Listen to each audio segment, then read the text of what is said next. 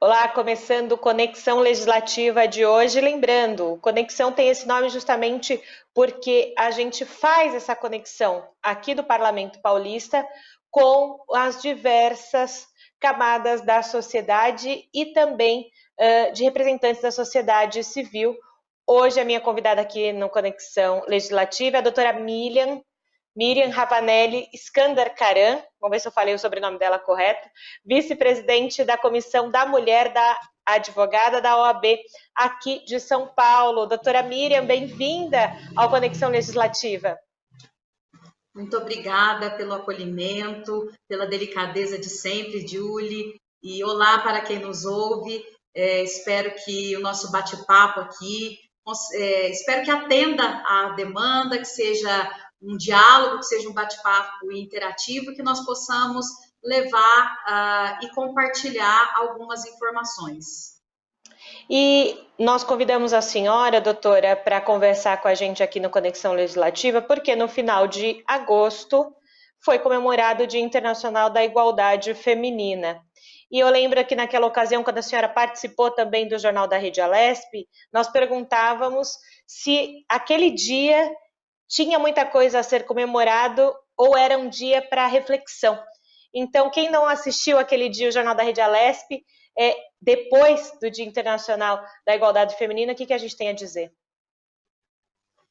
Olha, Julie, veja só, eu sempre costumo dizer que sim, que nós temos o que comemorar, sabe? Porque há poucas décadas, nós mulheres, nós não tínhamos sequer o direito ao voto, nós não tínhamos acesso à educação formal e o mercado de trabalho, ele era sobremaneira fechado para a presença feminina, né? O lugar da mulher dentro da sociedade, ele era e é assim, infelizmente um pouco ainda, até por uma questão cultural e histórica, mas mais, por óbvio, anteriormente, né, era visto como uma exclusivamente assim pelo viés patriarcal, o viés mais voltado para o particular, para a mulher voltada para o casamento, para a maternidade, e a casa era o espaço que era considerado mais propício, que nos era franqueado enquanto gênero feminino, né? E nos últimos tempos, nós temos experimentado o acesso, e eu acredito que para o progresso, sim, à educação, ao mundo dos negócios, ao exercício político, às dirigências dos órgãos de classe. E essa situação ela é fruto de lutas incansáveis por uma igualdade de sexo, de igualdade de gênero, que, por óbvio, né, eu entendo que nós ainda não chegamos aonde queremos, ela ainda não está completa, mas eu não tenho dúvida também que nós estamos fazendo o nosso dever de casa, que a luta de nós mulheres para garantir o nosso espaço no mercado de trabalho e alcançarmos melhores condições e também de espaços de poder, de ordem de fala, né, ela vem avançando sim, e ela já deixa marcas na história. Essa comemoração que você citou, essa celebração que você citou do Dia Internacional, ela vem investida de um simbolismo para todas as mulheres, né? Ela vem nos trazer momento de muita reflexão, do que ainda é necessário, das nossas lutas diárias, dos nossos direitos e garantias constitucionais que também já foram conquistadas e são preservadas, devem ser respeitadas. Então, eu penso que essa celebração dessas conquistas, sim, que já vieram dentro da sociedade por um longo processo histórico, para essa luta, elas devem ser, sim, com certeza celebradas. É uma data, assim, de reflexão sobre muitas transformações que já vieram e também para aquelas que ainda estão em pautas, né? Que seja, assim, uma homenagem ao Dia do Gênero, ao Dia Internacional da Igualdade, né? E que também traga essas reflexões e transformações que ainda são necessárias e que eu acredito sim que vão acontecer para essa plenitude de igualdade entre homens e mulheres.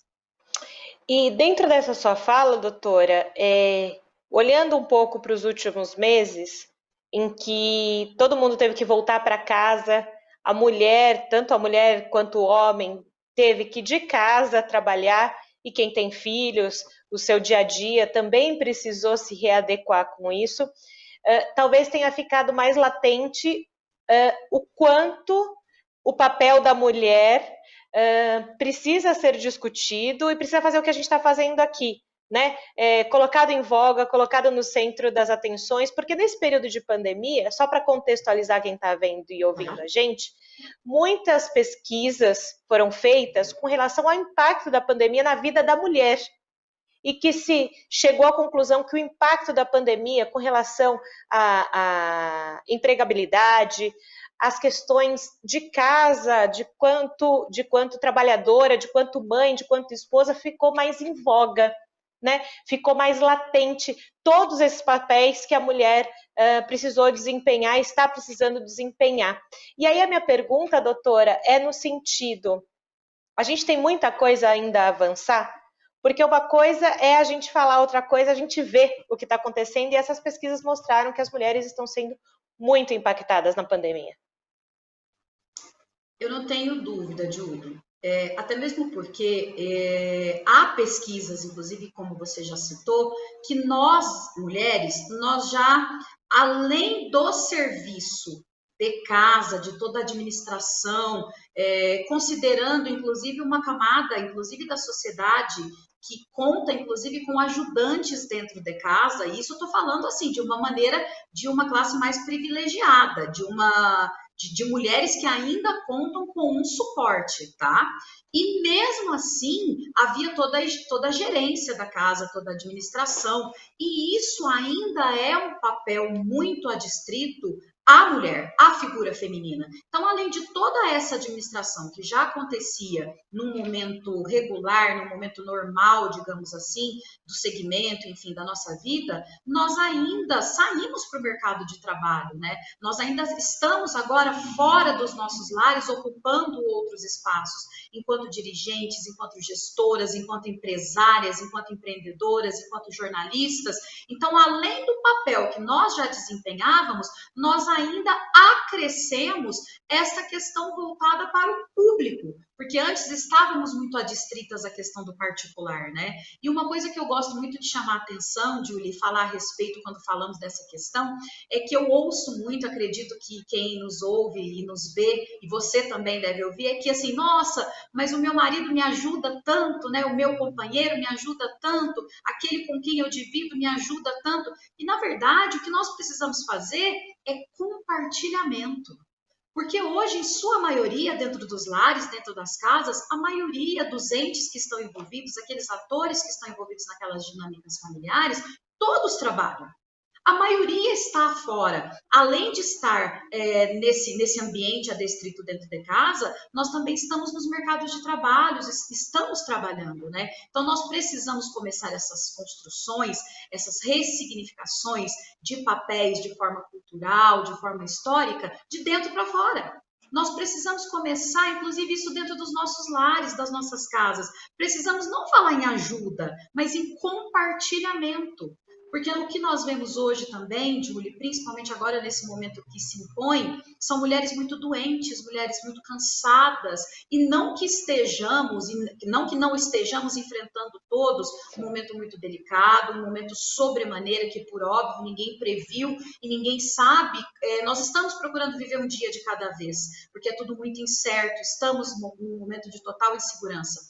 Contudo, até por essa demanda, por todos esses trabalhos e por tudo isso que a mulher já assumia, associado a isso, as mulheres vêm ficando muito doentes, muito depressivas, estressadas, porque você para pensar, além de tudo que já vinha, naquela pseudo-normalidade, em toda aquela dinâmica familiar que nós já desenvolvíamos, agora nós ainda contamos com uma dinâmica diferenciada de home office, de homeschooling, de todos ali no mesmo espaço, tendo que aprender um novo tipo de convivência, né? Então, assim, eu não acredito que sobremaneira as mulheres estejam ainda mais sobrecarregadas, com certeza.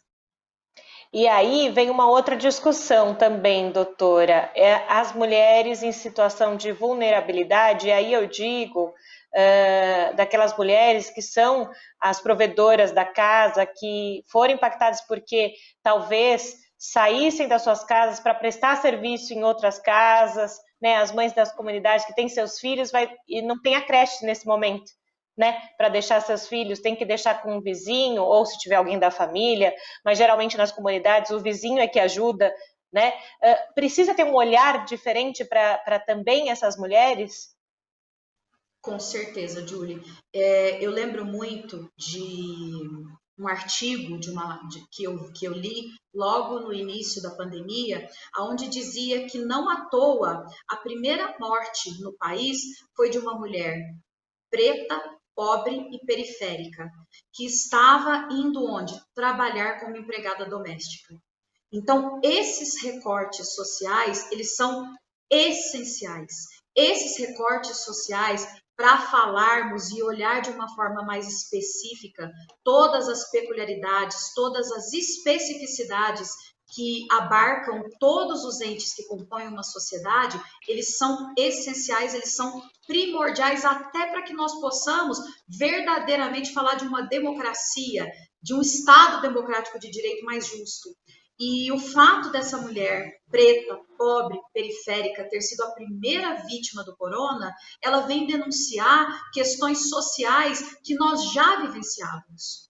O que aconteceu foi que com essa situação agora, colocou-se uma lupa sobre todos os problemas sociais, políticos, enfim, que nós já enfrentávamos e que agora foram sobremaneira aumentados, né? Então nós precisamos sim ter um olhar mais atento, um olhar mais sensível, para essas questões que envolvem raça, que envolvem gênero, que envolvem todos esses recortes sociais, são necessários. E quando a gente está nessa discussão, doutora Miriam, me vem também tirar alguns rótulos ou mudar alguns conceitos, né? Se fala muito de empoderamento feminino, do feminismo, mas talvez muita gente entenda essas duas palavras por um outro viés, né? E eu gosto da senhora porque a senhora desconstrói essas palavras. Então, para o nosso público aqui do Conexão Legislativa, eu acho bem bacana eles ouvirem isso. Sabe, Julie, eu até vou me permitir aqui. Hoje eu conversava a respeito sobre o empoderamento, né? Eu estava numa reunião da UAB e eu falava exatamente sobre isso, a respeito de alguns projetos que nós estamos em construção na Coordenadoria Regional da Mulher Advogada, e eu falava exatamente sobre isso, que eu não acredito quando nós dissemos assim, eu, Miriam, vou empoderar uma outra mulher. Porque eu não acredito que essa força seja minha de ressignificar o papel na vida de uma outra mulher. O que eu acredito é na construção de bons exemplos, de cases de sucesso, como o pessoal gosta de dizer, né? De você colocar à frente dessa mulher outras mulheres com as quais ela se identifique, que ela se veja e ela possa dizer, nossa, se deu certo com ela, se ela pôde, por que eu não? E para que nós façamos, inclusive, isso, que nós trabalhemos esses bons exemplos, esses cases de sucesso, até essas questões desses marcadores sociais têm que ser consideradas.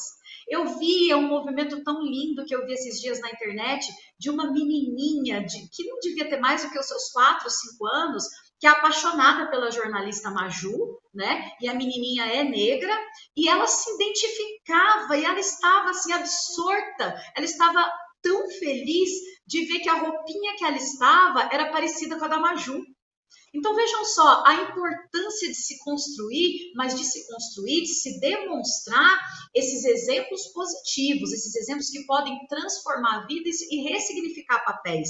Isso eu acredito como empoderamento, né? E não no sentido de, eu vou pegar então a Julie e vou tirar dela algo, alguma força, e ela tem essa capacidade de dar um poder a uma outra mulher. Não, eu quero dizer, eu quero contar a trajetória da Julie, eu quero dizer o quanto ela batalhou, como ela estudou, como ela se capacitou, a competência que a Julie tem, para que as outras também queiram vir e também nós possamos ter mais Julies por aí, né? Uhum. E partindo um pouco mais assim para uma parte conceitual do que seria, né, o feminismo, de antemão eu já digo assim, que não é a mesma coisa que machismo. Que as pessoas costumam fazer essa confusão, né? Você está falando tal coisa, está tomando ou adotando tal postura, então você está também sendo feminista. no sentido de dizer que eu estou sendo machista, mas assim com um olhar feminino, né? E na verdade, o feminismo ele é um movimento social que surgiu e que, segundo alguns historiadores, algumas pesquisas, né, que partem lá, inclusive já antigas da época da Revolução Francesa, vem dizer que nada mais é do que a busca por igualdade de condições entre homens e mulheres, no sentido de que homens e mulheres tenham os mesmos direitos, tenham a mesma oportunidade, né? E que nós, mulheres, enquanto detentoras de direitos, enquanto cidadãs detentoras de direitos civis, nós também possamos ser respeitadas, que o fato de sermos mulheres, que o fato do gênero mulher não nos torne menos e também não nos torne mais. Né, que estejamos no mesmo pé de igualdade dos nossos colegas.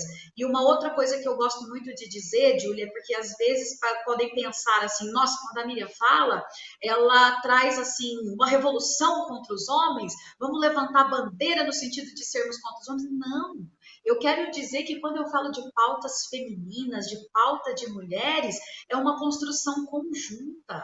Eu não sou não contra os homens e eu acho que nessa construção não podemos falar em clube de luluzinhas. Pelo contrário, nós temos que derrubar os nossos muros e que as pautas de defesa de igualdade e de igualdade de direitos humanos, elas sejam construídas entre homens e mulheres, entre todos os gêneros, melhor dizendo, né?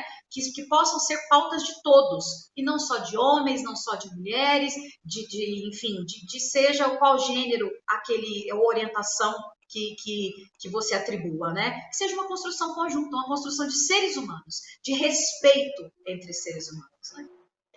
E dentro disso que a senhora está falando, me vem um outro conceito que talvez as pessoas, não digo as pessoas, mas talvez por falta de conhecimento ou por falta disso que a gente está fazendo agora, do diálogo, né? A gente precisa falar sobre para a gente conhecer mais e tirar as dúvidas. Outro termo talvez que virou da moda é sororidade, né?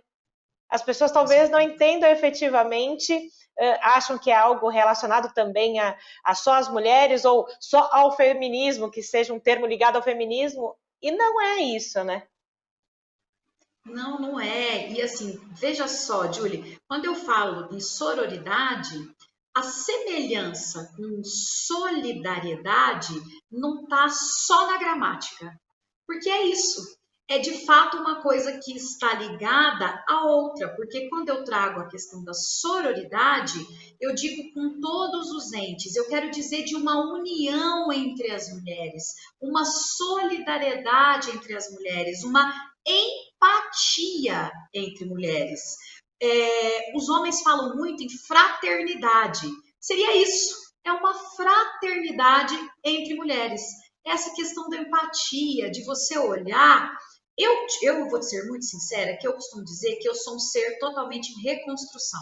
Porque quando eu fui pesquisar, eu fui falar e fui escrever, enfim, fui dialogar, fui me permitir olhar mais um pouco para o tema sororidade, eu vi que eu não exerço na íntegra e na prática essa sororidade.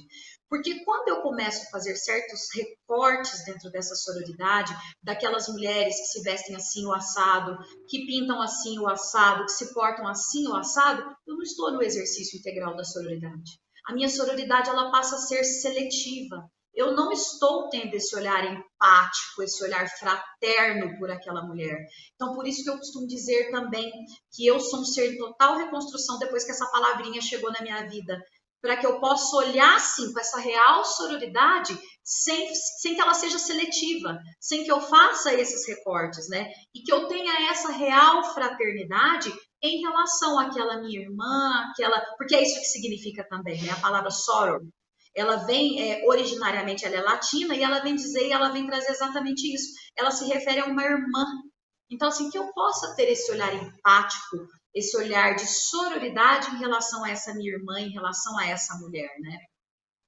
E é muito bacana as explicações que a senhora nos dá com relação a esses termos, porque eu imagino que muita gente que esteja assistindo agora o Conexão Legislativa, eu digo mulheres e homens, e jovens, crianças, por que não, com seus pais, vão entender e abrir o seu pensamento no sentido de entender a complexidade de cada termo, né? Não é só uma palavra da moda, né? Existe muita coisa por trás dessa palavra, e aí eu já engato no nosso próximo, na nossa próxima questão, que é esse debate ser feito também nas escolas com crianças e adolescentes. Se aprende de pequeno também isso, né? Sim. Julie, se você me permite, apenas um adendo antes de nós ultrapassarmos para o Lógico. outro tema, né? Apenas duas considerações. Uma que eu gostaria de dizer a respeito da questão do feminismo, que eu acho que é essencial, é que quando fala-se de machismo associado ao feminismo, quando nós temos essa questão de discriminação que parte de mulheres, na verdade a denominação correta é femismo. O feminismo é que seria um sinônimo, digamos assim, de machismo e não o feminismo, tá? E um outro recorte que eu penso que seja muito necessário que se faz é que quando eu falo de sororidade, eu preciso associá-lo e preciso fazer um recorte e trazer um pouco a respeito da temática da sororidade relacionado às mulheres negras.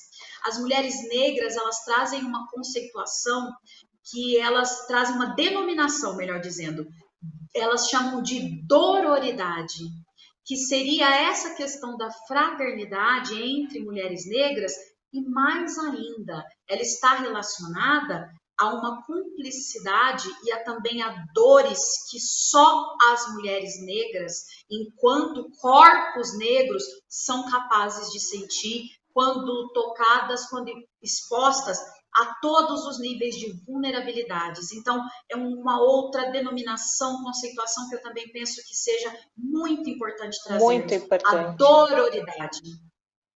Pois é, muito importante. Mas antes da gente falar, então, dessa questão que eu falei da educação de crianças e adolescentes, eu vou aproveitar esse gancho da senhora falando sobre mulheres negras, que também é uma outra discussão que a gente precisa falar, que a gente precisa trazer para o centro da discussão, né? Muita gente acha que pode ser um viés, mas ela está dizendo isso. Não, gente, se a igualdade feminina já é difícil, não sei se a doutora vai concordar comigo, quando se Com fala em certeza. mulheres negras, é ainda mais. Ainda mais por toda essa discussão de racismo estrutural que se tem né, na sociedade brasileira, é preciso dizer disso, falar sobre isso, né? Com certeza, Júlia, eu não tenho dúvida, porque todas as desigualdades que são praticadas contra as mulheres não negras, contra as mulheres negras, elas são sobremaneira aumentadas, até por todas as questões de ordem social, que inclusive nós falamos aqui de questões, inclusive históricas e culturais.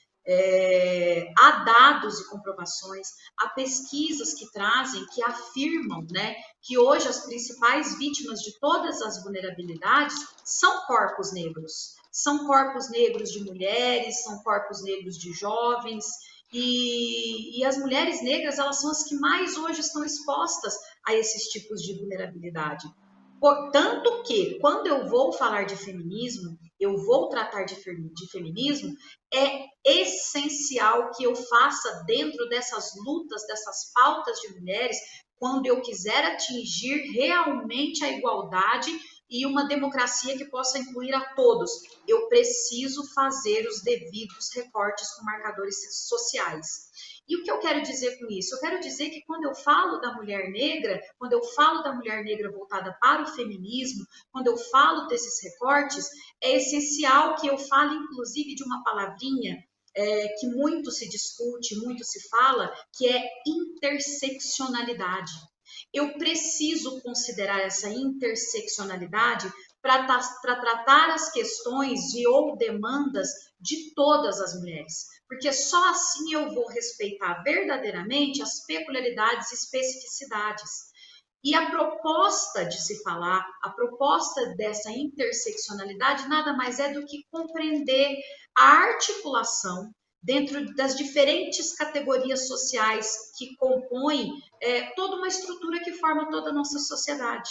Eu preciso falar para que eu possa respeitar todas as identidades que compõem todas essas categorias e marcadores sociais. Então, eu preciso fazer esses recortes, até para que eu possa atingir a todos. Com toda certeza, doutora Miriam. E aí, eu já vou deixar um gancho, doutora, para um próximo Conexão Legislativa. Eu vou deixar essa parte das crianças, dos adolescentes, dessa educação desde a infância. Vou já deixar de gancho para o nosso próximo encontro. Já te faço esse convite ao vivo aqui, porque era muito importante a gente conceituar essa questão de igualdade, né? De tudo isso que a gente falou até agora, né? E eu vou deixar uma provocação aqui para o nosso próximo encontro, doutora, para quem está vendo e ouvindo a gente. No começo a senhora falou, né, sobre compartilhamento, né? Tirar um pouquinho a fala, mas meu marido, meu companheiro, quem divide comigo o dia a dia, me ajudou. É o compartilhar. E a mesma coisa quando vê uma criança, principalmente um menino, ajudando a mãe a fazer certas coisas em casa, fala, nossa, que bonitinho, ele está ajudando, mas faz parte do ser humano isso, né? Então deixa essa provocação, porque a gente está praticamente finalizando o Conexão Legislativa, e agradecer a senhora por essa discussão e por essa conceituação de tantos termos importantes quando a gente fala de igualdade feminina. Imagina, Julie, eu que tenho que agradecer, porque vocês, Julie, são essenciais para essa propagação, para esse compartilhamento de informações e de direitos, porque eu não tenho dúvida da importância de vocês. Vocês conseguem chegar a lugares aonde nós não chegamos. A essa demanda, a essa parte tão vulnerabilizada, que com certeza vai pelo menos despertar o interesse em saber o que é, em saber ou pelo menos conhecer os seus direitos mais básicos. Porque eu sempre costumo dizer que assim, a gente não luta e a gente não busca aquilo que a gente não conhece. Eu preciso que alguém me apresente. Eu preciso que alguém um dia me diga que eu sou um agente, que eu sou um sujeito de direitos. E que as pessoas possam me dar pelo menos aonde buscar, o que fazer. E vocês são primordiais, essenciais para esse compartilhamento. Então, te agradeço, doutora Miriam, pelo nosso encontro de hoje. E logo mais a gente faz mais um Conexão Legislativa falando desses outros aspectos. Obrigada. Imagina, Julie, será um prazer. Muito obrigada. Obrigada, senhora. E você quer rever o Conexão Legislativa que acabou agora? É fácil, corre lá no nosso canal do YouTube da Assembleia Legislativa de São Paulo. Eu fico por aqui, até um próximo Conexão Legislativa.